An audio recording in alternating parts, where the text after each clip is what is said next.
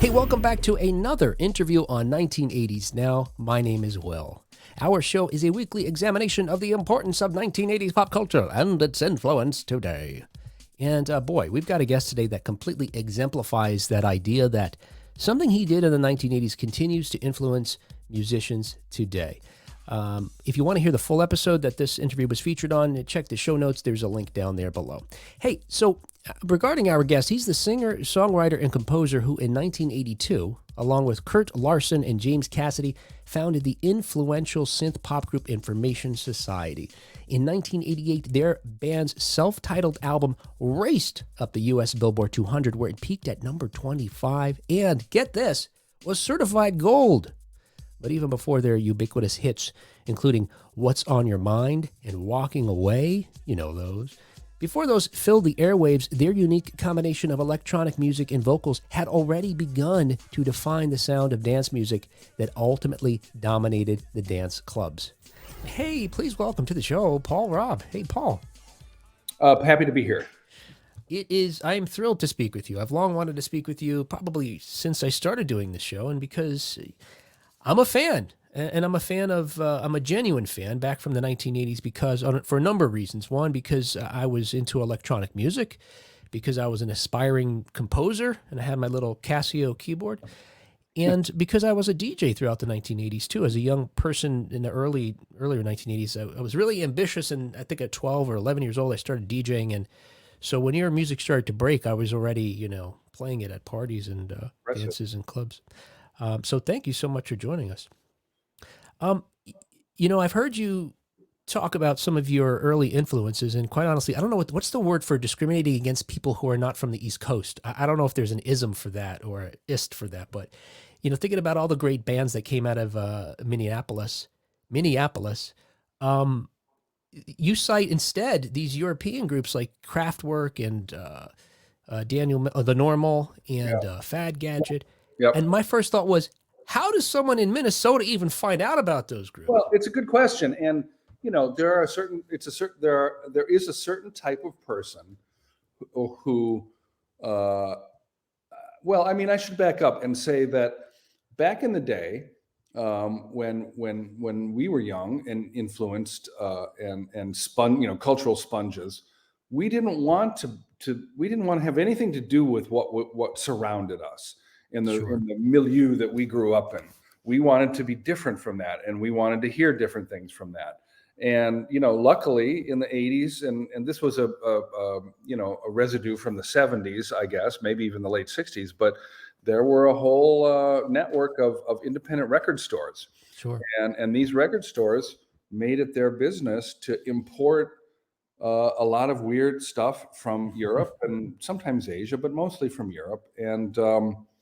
And that was why you would go to these stores. And I remember the first time I was exposed to DAF, which was another one of our big early influences. I was just flipping through the 12 inches, and I said to the clerk, what is this? And he said, oh, it sounds a lot like that fascist groove thing, which was funny for two reasons. Number one, and I was like, oh, cool. Oh, so number one, fascism, cool. I didn't know what that fascist groove thing Oh. was. It was an anti-fascist song by Heaven 17. And then secondly, DAF was probably one of those first sort of industrial bands in Europe that kind of parodied fascism in their imagery and their sound and their presentation. But in those days, we talk about curation being the valuable commodity these days, as opposed to creation, because there's so much material out there. You need someone to curate it for you. But back in the day, curation was just as important. It's just that it was different people doing it. And when I was a young lad, the curators were two groups of people: the DJs at the club and the clerks at the record stores. Right. Yeah. And what filtered to us wasn't strictly European, like Soul Sonic Force and the B-52s and the Residents and Devo. Those were all American Sure. bands and very American in their approach to things. But what they shared with the European influences that we had is that they were not Journey, and they were not REO Speedwagon or AC/DC. They were something new, and we ate it all up. We ingested it all. Right. That's interesting. I'm trying to think, like when I was in college in the later 80s, thinking about what was our, how did we rebel? It wasn't. Well, it was grunge. It was what came to be called alternative, which to us seemed like just sort of a rerun of corporate rock, but with different clothing attached to it. Yeah. And instead of recording in garages, now they were actually in studios. So things even sounded better and more. It was like arena, arena garage rock. Yeah. So, when you first start creating this music and you've got some of these styles and other artists that you want to emulate, how is it that you're able to do it? I think now how democratized music production is, for free, you could get something on your iPad, but then you needed components and synthesizers and real physical gear. And at the time, it's pretty expensive. It was expensive, and it was extremely hard to work with. And it was always exploding in various ways. Sometimes literally, you mean? Well, I mean, we had, I can remember one period where we were, this was long pre-MIDI. MIDI didn't exist, MIDI being a way for synthesizers to communicate to each other. But you could still do certain things where you could link the drum machines and the synthesizers together. And we had a particular synth called the Moog Source. And it had a connection that allowed it to send clock information to other synthesizers, so it could control the tempo. Sure. And you could play sequences together with a drum machine. But every so often, like every fourth or fifth time, it would send out a tempo that was something like 10,000 times faster than the actual tempo you were trying to set. And that happened to us many times on stage. We had to retune our synths mostly between every single song. We used sequencers where you manually entered on buttons what the sequence was going to be. We had to, and they didn't have memory, so it could hold one sequence. And if you wanted a different sequence, you had to enter it. And we had to do those things between songs. And so, our early performances were mayhem, but in a good way.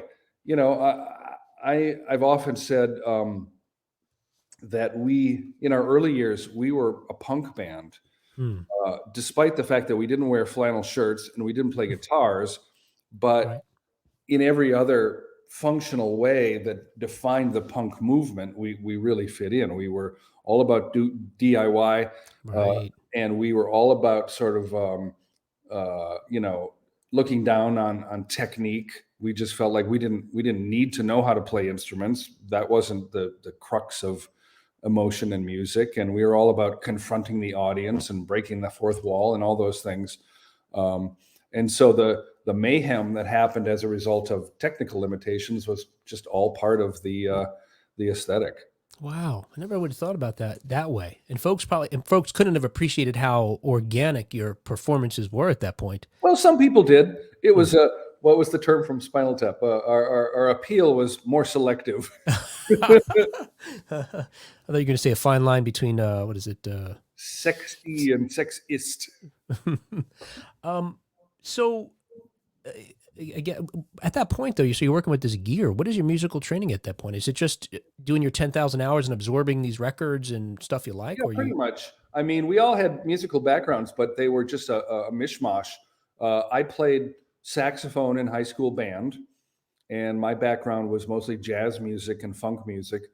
James Cassidy, our bass player, was a veteran of a number of heavy metal bands. He played in a Kiss cover band and a Black Sabbath cover band.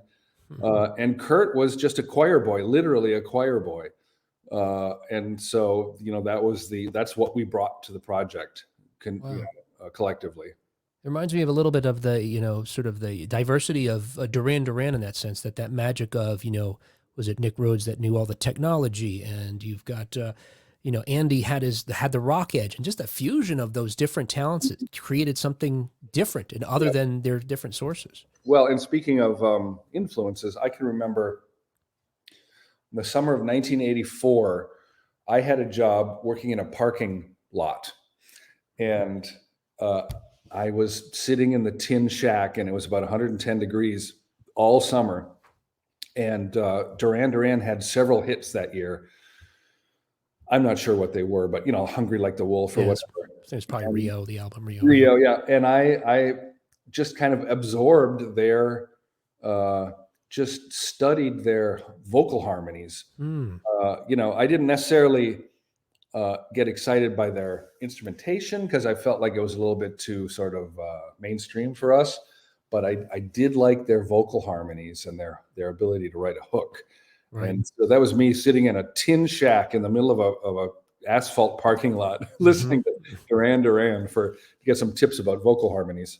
It's interesting because, similarly, also, it's, the lyrics that you ultimately develop for the songs are, I want to say, they didn't seem contrived or commercial in the sense that was popular a lot at the time, much like Duran Duran, where it was more from the heart in poetry than, Yeah.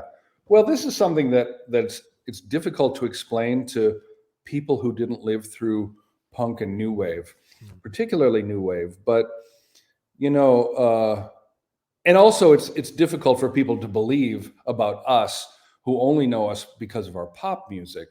But back in those days, our goal, along with our idols, was to write songs that weren't about anything in particular. The idea was to write lyrics that had as little content as possible.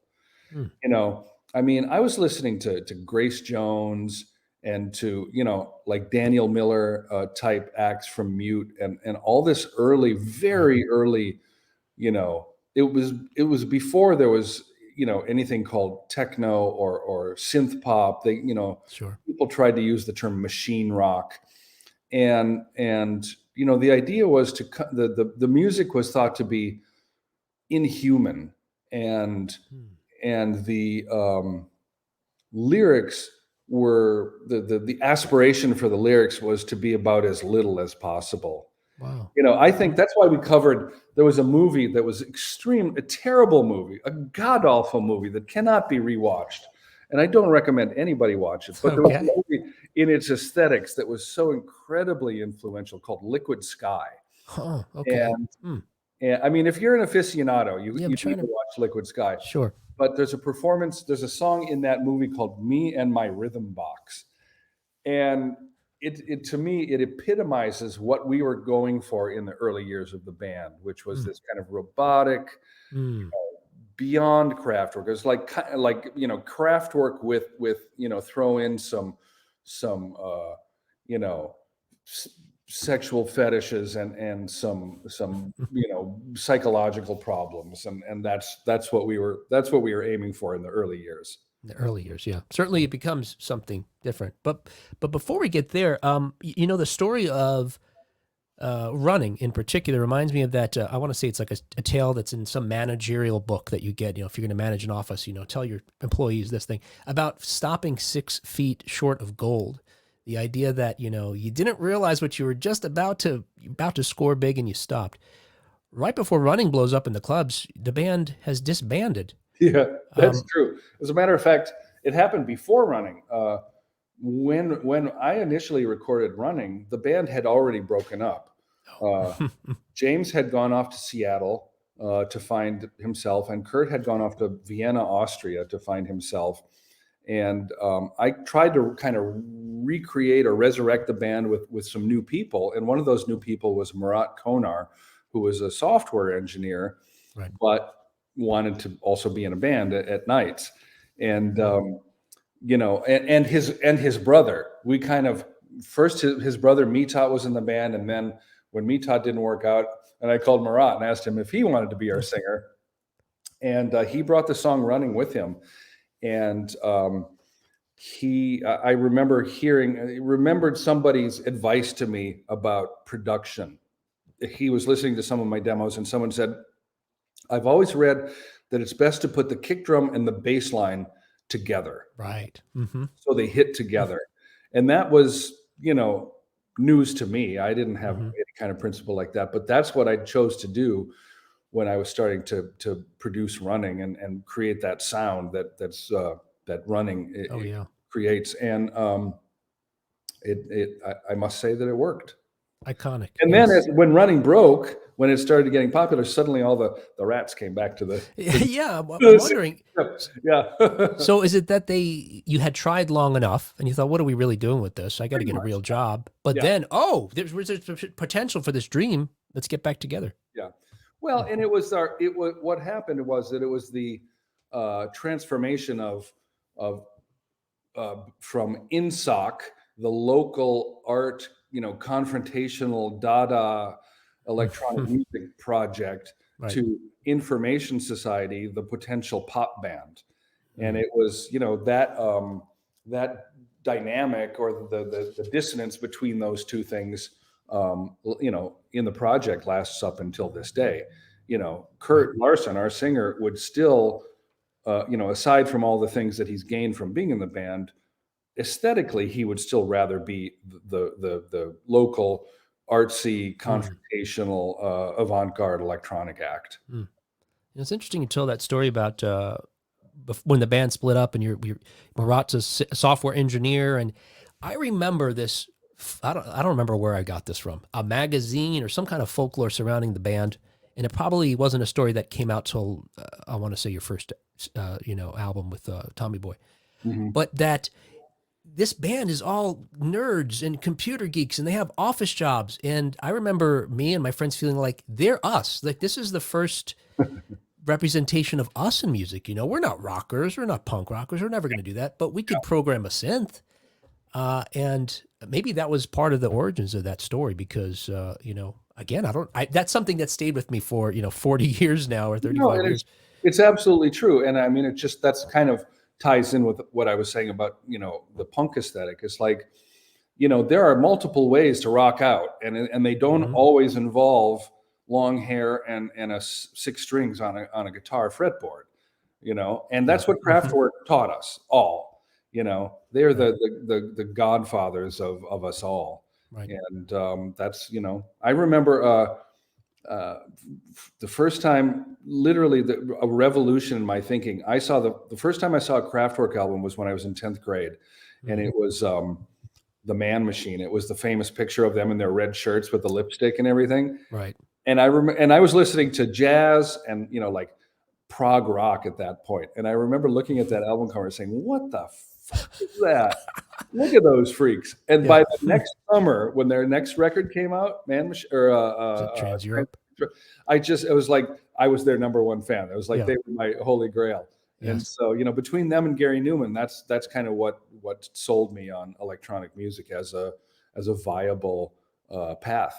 It's interesting that I interviewed Sir Mix-a-Lot, I don't know, several months ago at this point. And the two groups he cited as his major influences were Kraftwerk and Gary Newman. And he said everything but Cars. He said, take Cars out, everything else, the dark, more synthy stuff. I think that might say everything you need to know about 80s music, that, an iconic hip hop group and an iconic, pop group could have the same origins. Yeah. Well, I mean, it's no coincidence. And that was the magic of the 80s. Well, after we all moved to New York, everybody who lives in New York thinks that their time in New York was the golden age. When we moved there, everyone was like, "Oh, you should have been here back in the, whenever." But the clubs that we went to and the shows that we went to were completely free form in terms of what kind of acts were playing there, what kind of music that they played. There was no delineation between hip hop and electro pop and synth pop and Latin music, and it was all one and the same. Yeah. And we played many shows with hip hop acts, and we influenced and were influenced by a lot of New York-based hip hop acts. Obviously, if you know anything about the history of Tommy Boy Records, you know that Planet Rock was was their, that's what put them on the map. Sure. And Bambaataa basically ripped off Numbers by Kraftwerk. And for running, we basically ripped off Bambaataa and sang over it instead of rapped over it. Yeah. And, I can't tell you how many famous rappers have come up to us at, oldies shows or whatever and say, "Oh, you were a huge influence on me back in the day." Wow. Like we were in Texas a couple of years ago, and Fat Joe, remember Fat Joe from the O's? I mean, he's still, like a cultural icon at this point. And he was like, yo, running was my jam, back in the day. And I can't tell you how important that song was to me. And we've heard that many, many times. And culturally, we don't have anything to do with them. But, when it comes to the dance floor or being in the clubs, we were all on the same page at that time. Yeah. Yeah. And a lot of the, noticing some of the sounds, even listening, and people should know, I think your entire catalog is available on your Bandcamp site now, it seems like. Well, except for the 3 Warner Brothers albums. Oh, okay. Oh, yeah. Well, there you go. Well, yeah, and folks can find them. But my point being that some of the older stuff, if you listen to, like, going all the way back to, was it Creatures of Influence, some of the techniques you use on there are, techniques that are then become common later in the decade in freestyle music and hip hop music. Yep. And it's pretty cool to hear that, those connections. Well, and going back to your question about, how were we, how did we even get these ideas? It was, we weren't, our involvement in freestyle was not organic. We didn't grow up in the Bronx. We weren't Puerto Rican, but we were exposed to those records. Right. And, because of the brilliance of the buyers from the independent record stores that we went to in Minneapolis. Right. Yeah, and it is interesting, we're talking about running. And then obviously that's what gets you your single with Tommy Boy, which leads to your record deal with Tommy Boy, which again is part of Warner Brothers at that time. So many of the dance club songs that in that era, and some of them on Tommy Boy, like TKA, but Noel, Trenier, again, they're singing about the heartbreak of romance, which is really curious to me because so much of the songs on the radio at the time are about, how great it is to be in love, Whitney Houston, and so on and so forth. You go to the club and it's like, I caught you cheating on me. Yeah. Well, someone once described most of our best songs as feeling good about feeling bad. Yeah. Uh-huh. And that's a viable strain of popular music. Yeah. So when you get your record deal with Warner Brothers, and my understanding is, look, you had been used to producing your records, back home in Minneapolis. I'm not going to get through this one time. Minneapolis. Thank you. Warner Brothers says, "Hey, you guys need a producer. Get your asses over here to New York City. We're going to hook you up with somebody." They hook you up with Fred Marr, who, I don't know, a year earlier or around that time, produced, I don't know, it's like Kraftwerk's 9th album. Well, he was brought in. One of the things that sold us on him was that he was involved in Electric Cafe. Right. He did not produce it, but he helped with their programming and their drum programming. He was a technical boffin, but also he was just a ferocious musician. He played with Scritti Politti, and before that, he was with a group called Material in New York, which was one of those downtown groups that nobody knows about anymore, but they were hugely influential. Bill Laswell and Fred and Robert Quine. And so, he brought that kind of downtown legitimacy with him. And we hit it off. He's one of the unsung heroes of that first album. We never would have been able to make anything like that without our collaboration with Fred. He brought a professionalism that we completely lacked. And then, our mix engineer, Roy Shamir, brought a whole other level of sort of street cred to the mixes. People like Little Louie Vega, brought even more cred to the process in terms of remixes. So it was definitely not an immaculate conception. We relied and benefited from the skills of a lot of people on that record. And how does it work that, you're used to having one set of gear back home, and now you're in a studio and you have, I would imagine, access to the latest technology. Everything's at your fingertips. Is it about just translating what you hear in your head through these instruments that are already there, or? Well, yeah. I mean, on the first record, after the first record, when we had money and we all lived in New York, it was a different process because we would just bring our own gear from home to the studio. But on the first record, I only brought two pieces of gear with me. One was our drum machine, a sampling drum machine called the SP12, and a sampler called the Prophet 2000, which was just this weird early age sampler, which all our famous samples were stored on. And everything else that you hear on that record, not counting Running, which was recorded in Minneapolis, Right. was belonged to Fred. And so, we had our demos, but then we did pre-production, and it was basically a process of listening to the demos and then completely recreating them on Fred's, in Fred's studio. And, an interesting side note is that our first, all of our demos were not made with the use of a computer. They were all hand played, like early Depeche Mode and early Right. Fat Gadget was.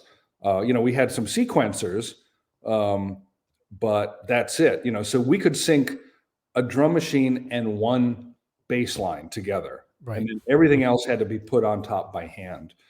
Wow. So when I went to New York in the summer of '87 to do pre-production with Fred, it was the first time I had ever seen a computer used in music production, and that set the tone for the rest of our career. As a matter of fact, I blame Fred Marr for hobbling me throughout the rest of my career with using PCs instead of Macs for music production. And I still use a PC for music production. Oh, no. And I'm the only one I know other than Hans Zimmer who still does that. Who's even older than me and started before me. So, but seems to have worked. Yes, right. Can't complain in that regard. So Information Society, your first album comes out. It's huge. I mean, it goes gold pretty quickly within just a few months, I guess largely bolstered by What's on Your Mind, which is number 1 on the US Dance Music Club Play chart and number 3 on Billboard. Are you guys just over the moon suddenly that most folks don't appreciate the amount of hours you've spent getting to that point. Right. So for me, it's easy to say, one day you were, still toiling away and the next day you're big stars. But is it just, I guess, sort of a mind-blowing or surreal experience to suddenly be ubiquitous? I mean, it's kind of the classic rock and roll story, but you're right.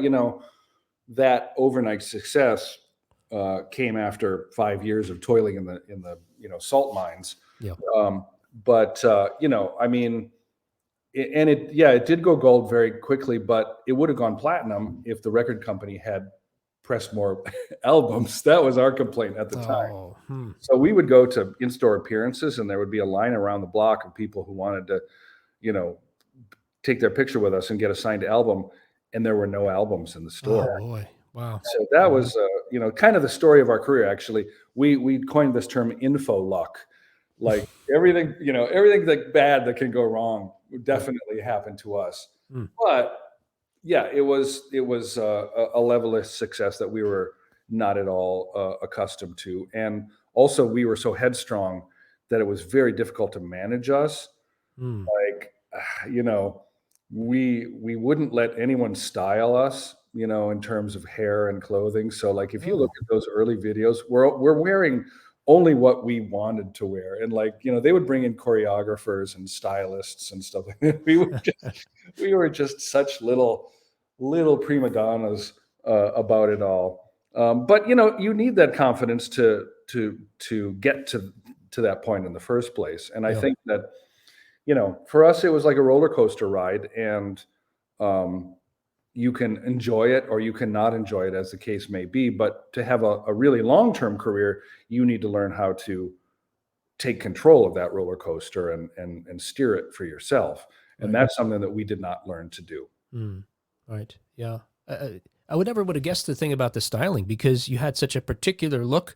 I would have guessed that somebody worked with you. Obviously, you had directors and producers when you did the music videos, which helped define what you guys looked like. But you each had such an individual seeming style already. I would have thought somebody sat you down and came up with these characters. Not at all. Not at all. And the funny thing is we just it was just nonstop fighting among the band members. Sometimes we would do a photo shoot and we would let the people, they would bring in the wardrobe and we would choose what we wanted, and they would do our hair and stuff like that. But like if you look at the video for What's on Your Mind, that we wore basically just what we were already wearing, on a day-to-day basis. Yeah. And it would kind of go back and forth, but yeah, we were extremely stubborn and parochial about those about those kind of things, which it's great because we never sold out, we never became wishy-washy, and but it kind of, I think, limited the upside potential of the group. Then where did the Faux-Raptor, is that what you call them, the Faux-Raptor glasses you had, those? On Hack. That's a perfect example. I was walking by the window. I lived on 21st Street, New York, in Stuyvesant Town, and I was walking down 3rd Avenue, and I saw an optometrist shop, and they had a pair of those in the window. And this is how cocky I was. I just went in there and said, I want to buy those. And the guy was like, okay, $500 or whatever. Yeah. And that's where they came from. Wow. I still have those, yeah. I was so envious. I wanted those. And I thought for sure, I only recently learned that, they actually sell them as glasses for whatever purposes. I don't know why at home you'd need to do that or walking around. You totally wouldn't. No. But they still sell them. Now they sell them. You can get them on Amazon, but probably. And I had custom lenses ground for them. You did? Okay. Mirror lenses, and those were the early version of the machine where they click in the different lenses to get your prescription. Yeah. Yeah. Very cool. Yeah.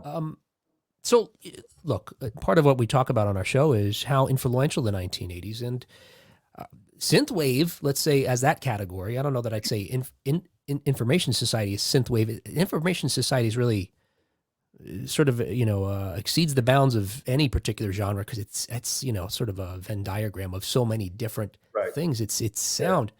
But synthwave itself seems to be as popular now, at least, the things that I follow. Kids today are writing music that was popular back in the 1980s. Oh, absolutely. I mean, and when I think about trends in pop music, I think that what you don't think about is the two most important factors behind the scenes are the business side of the music business, and B, the technological developments. And there's not a single musical genre from the past 50 years that you can name to me where I can't tell you what technological development led to it or what it was a backlash against. Right. And similarly, in terms of the business side of the music business, not necessarily the 80s, but I'd say up until the mid 90s was the last time that, major labels owned the music business and still had this business model of signing an act and working with them over time to develop as artists. Right. And that model, and I think that's one of the reasons the 80s still lives in, iconographically in people's minds as the last hurrah of memorable pop music acts, because weirdos were given the resources to develop their weird visions. And after that, things splintered to the point where there were so many micro genres, and there was a whole raft of indie scenes. But in terms of national exposure, it was like do or die. You had one shot, and if you didn't make it with that shot, you were out of there. Yeah. And that wasn't the way it was in the 70s and the 80s and the early part of the 90s. I think that's one of the reasons that those years are still thought of as kind of the peak of like if you're a rocker, the 70s, nothing beats the 70s. Right. And it was the peak of album oriented rock music. And for everyone after that, the 80s kind of shines as the time when all the freaks and weirdos were able to step up and do what they wanted to do. And then, in my opinion, it was the 90s when everything started to go into the blender and just get chopped up and regurgitated and hyper exposed over very, ever shorter timelines. Right. I'm reminded of your comment you made earlier about how the record stores and the DJs were the curators of music back then.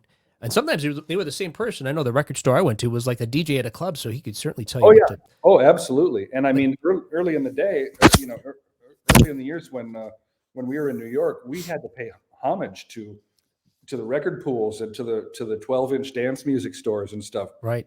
It was touted as us making an appearance, but really what it was us going and saying, we acknowledge you as the ones who are making this happen. Right. But thinking about the music today, we don't, and your point about how things have evolved since the 80s, we don't have that curation. So, and look, I'm saying this, I'm a cynical middle-aged person. Yeah. Because we have technology has democratized music production and we don't have gatekeepers, there's a lot of garbage out there and I don't have time to sift through it. Right. And we have nobody to tell us, what we should listen to. We have nobody like that guy in the record store that I was talking about saying, try this one. If you like Heaven 17, you'll like DAF. Yeah. And, the algorithms try to do that, but they're pretty terrible at it. Yeah. And the whole TikTokization of the music world has, as I say in my metaphor, has just ground up all trends into these, it's atomized the concept of trends. There's no trends in music anymore. And if there are, they only last a month and then it's over, Mm-hmm. Right. And so there's nothing can be cool. Yeah. There's nothing that the whole essence of cool was like, oh, I just found this new thing that nobody else knows about. And that is a dynamic that does not exist anymore. Wow. Right. You're right. Yeah. You're right. And I still see young people like I have two children. One's an adult and one's younger. They do want that. They want to be the one that's found something new. Yeah. But the funny thing is, with young folk of today, they'll find something like The Band or Led Zeppelin. And to them, it's brand new. Yes. And their musical taste has no boundaries. They'll have they'll do a playlist and it'll have like Kanye and then Taylor Swift and then Robbie Robertson and then, Patsy Cline and then, whatever, Wu-Tang. And they don't know or care what scenes any of those people came out of or what scenes or trends that they represent. They just and that's liberating in a certain sense, but also a little bit depressing. Yeah, and I blame their parents because my parents raised me on good music. I'm afraid to say that's us, though. Well, my kids have a diverse taste, and most people are not going to catch them off guard with you ever heard of. Yeah. But I saw a video the other day where a guy, some young 30-year-old guy, was like he's an accomplished musician and he's got his keyboard. He said, "Hey, I'm going to do an acoustic version of this song I just discovered by this group called The Squeeze. His song's called Tempted. It came out in 1981. I don't know, maybe even." I'm like, "Are you kidding me?" No, nobody's ever heard of this song. Get off. Yeah. Yeah. I mean, it's like one of my sayings is that cool is a function of scarcity. And like back in the day in Minneapolis, there were only a couple of record stores that you could go to hear this cool music from overseas or from San Francisco or from New York. Yeah. And now you don't need to leave your bedroom to hear the most obscure things from Uzbekistan or from South Korea, Yeah. So briefly, because I know we've been talking for a while so far, but I'm going to curate something for folks right now and recommend Oddfellows, which is the latest Information Society record, which came out in 2021. But I can wholeheartedly recommend it because it's so reminiscent of the music that I love from the late 80s, early 90s. And I'm wondering to what extent, and in that sense, still talking about what's popular today, it still seems timeless in the sense that if but for it being you that created it, and it was some newer group, folks wouldn't say, "Well, that sounds old." It sounds timeless. Yeah. But to what extent was it just old hat for you? Just sort of getting into what I guess what I'm trying to ask is, I wouldn't imagine it was contrived in the sense you were trying to recapture something from your youth. But I guess I don't know to what extent you've just still got that in your DNA. Yeah, well, it's a good question, um, and the answer is that because our post fame career arc has been sort of stretched out, we haven't made records. We have no pressure to make records. Nobody's asking us to make records. We have no record label saying you got to make a record by next September. Right. And we want, I can remember back in the day, management saying, oh, Utah Saints are big on the charts. I want to hear a song that sounds like the Utah Saints or Fat Boy Slim or whatever, Right. So we have no expectations and we have no financial need to release music. So therefore we only release music when we feel inspired to do so. And I think that the two of those things combined has allowed us to make records that we don't have any pressure to sound modern, nor do we have any pressure to sound like what we've always sounded like. Right. And so as a result of that, we just do what comes naturally to us, in the words of Ringo Starr. And what comes naturally to us is what you hear on Oddfellows. I remember when we released Synthesizer in 2007, I tried really hard to make that album sound right up to the minute, cutting edge electronic music, which at the time, there was like a LCD sound system and a bunch of sort of resurgent electronic genres. Right. And the first thing, like the first 100 reviews of that album were like, oh, this sounds like Classic Information Society. And I realized that we can't do anything other than what we do. And it's a tricky thing. Like if you think about a band like Devo, for instance, they don't really know how to make a Devo record anymore. So the last few records that they've made, they've had to call in like young people, like hotshot programmers and producers, and say like, we don't remember what we did to be Devo, so you have to do that for us. And they've done a pretty good job. Some of their stuff I've liked in recent years, but it is easy to forget, especially as technology changes, what exactly made up a sound or a signature sound for a group. And I think we've avoided that largely just because we haven't released that many records. And when we do, it's only because of love for the music, not because of any other external pressures. Hey, Paul, thank you so much for creating the music you did in the 1980s. It's important, certainly, in the canon of music of that era, but it's also meaningful to so many of us who, in the very least, associate so many good memories with your songs. And thank you so much for your time today, Paul. Well, yeah, thanks for having me, and it's always a pleasure to talk.